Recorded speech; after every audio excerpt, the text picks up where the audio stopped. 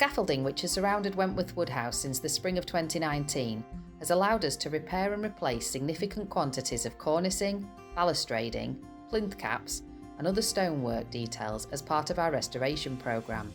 This has provided a number of opportunities for apprentices to learn new skills. Hello, my name is Ben Halifax. I'm an apprentice mason at York College, currently studying level 3 MVQ. I'm a mason at Heritage Masonry Contracts and I am currently 20 years of age.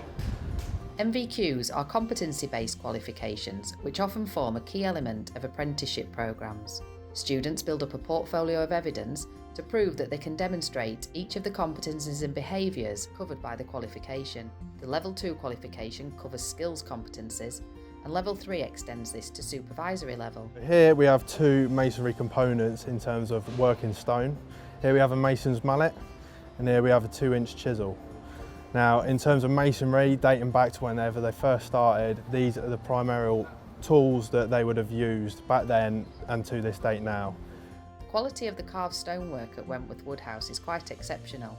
These column capitals on the portico of the east front of the house were never intended to be seen at close quarters, but the detail is crisp and intricate.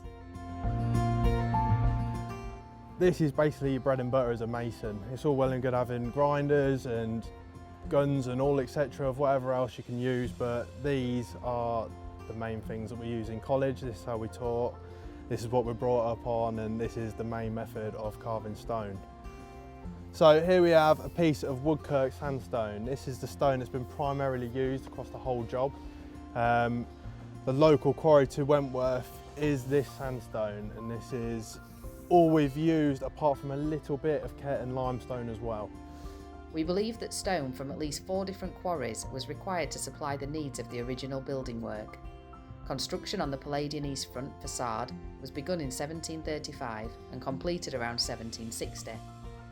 During the current restoration works, we've tried to keep as much of the original material as possible, favouring conservation or repair over replacement.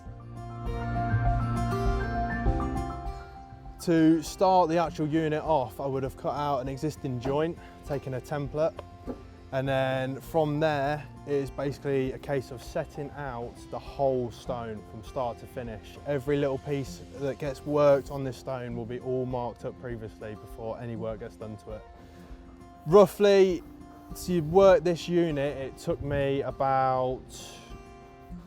probably about a week to start off with. It was a very slow start. I was sort of getting my bearings again after not being at college for a couple of months.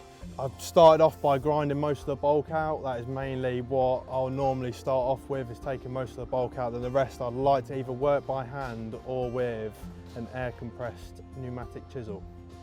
Okay, so being 20 years of age, a lot of banker masonry that gets done at college, and a lot of people that are coming through those ranks of level 2 and level 3 don't actually get to work on prestigious buildings like this very often in those first early years. Being in the position we're in, I'm very lucky to be doing such a job like this with a lot of high-end stone units that are being worked. Not only that, also fixing has a very finer detail that is incorporated into all the works we're doing currently. To push myself to new levels, I'd like to try and work more stone, maybe further my knowledge into carving, doing some more carving pieces such as statues or maybe finer units like egg and dart. But it depends on where the course of works go. Masonry is a very hit and miss game.